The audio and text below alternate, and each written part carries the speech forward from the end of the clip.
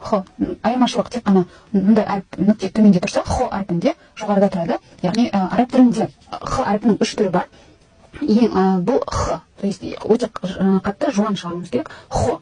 Кейінгі түрі ол х. Ол тамақтың ортасынан, тамақтың осы жерінен шығады. Х. Одан кейінгі х, үшінші х, ол жіңішке х. Ол жіңішке ауа сияқты, жай х, ешқандай күш сөз, ешқандай кедергісіз х солай шығады. Мысалы, хуа, хиа, х әрпі сөздің ортасында алып келейін, сөздің басында осылай жазылады. Сөздің ортасында алдыңғы әріпке жалғап аламыз. Сөздің соңында алдыңғы әріппен жалғанып, соңында осылай аяқталады. Келесі, х, яғни х әрпінің қиын түрі сөздің басында. Осылай келсе, сөздің ортасында қосып алып кетеміз, және сөздің соңында бастапқы жағдайда қалай болса, солай қалады. Яғни бұл бізде сызығымыз болса, дәптердің сызығы болса, сол дәптердің сызығымен жазыңыздар, әрқашанда сонда әдемі шығады жазуларымыз. Дәл әрпі, сызық болса, ол сызықтың бойымен түседі.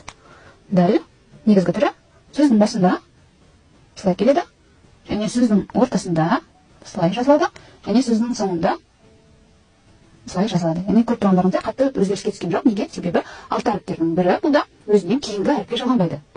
Дәл з әрпінің бұл жерде де үш түрі бар. Ол қазіргі көрсеткеннен көрсетқаным бұл з әрпі, яғни ағылшын тілінде z деген әріп бар. Екі тістің ортасында, алдыңғы екі тісіміздің ортасында з деп дыбысталынады. Сақал з деп те айтылады. Дәл әрпіне ұқсас, айырмашылығы нүктесінде ғана.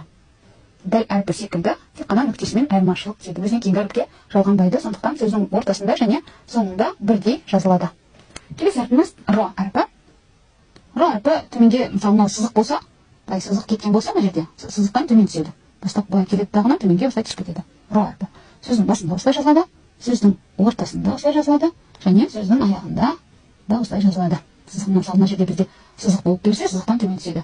Мына жерде дәл әрпіміз сызықтың бойында, мысалы, бізде сызық деп айтайық, дәптердің сызықтың бойында жалса, дәл зәл әріптеріміз.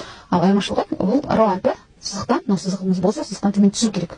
Р әрпі де өзінен кейінгі әріпке жалғанбайды жазылады. Р, за, келесі әрпіміз бізде за әрпі, дәл р әрпі сияқты жазылады, айырмашылығы нүктесінде.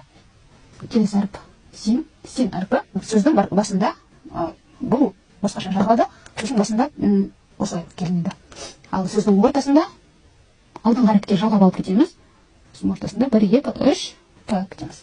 Сөздің аяғында син қандай үлгіде болса, бастапқы негізгі түрі. Сол негізгі түрімен аяқталынады. Келесі әрпіміз шин әрпі. Шин әрпі де син әрпі сияқты, айырмашылығы 3 нүктесінде. Келесі әрпіміз сот әрпі. Сот әрпі сөздің басында осылай жазылады, сөздің ортасында жазылады, және сөздің соңында алдыңғы әріпке жалғанып, бастапқы үлгісінде қалай болды, солай қалады. Мынау сот әрпіміз жуан, со болып шығады, мынау син, сә деп шығады, мынау сә әрпі.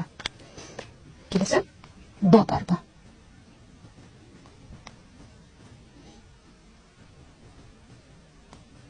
Дот сөздің соңында осылай жазылады. То әрпі сөздің соңында осылай алып келеміз, былай алып келеміз, дағына түсіреміз. Сосын бір таяқшаны қайсыламыз осылай. Бұл то деген әріп.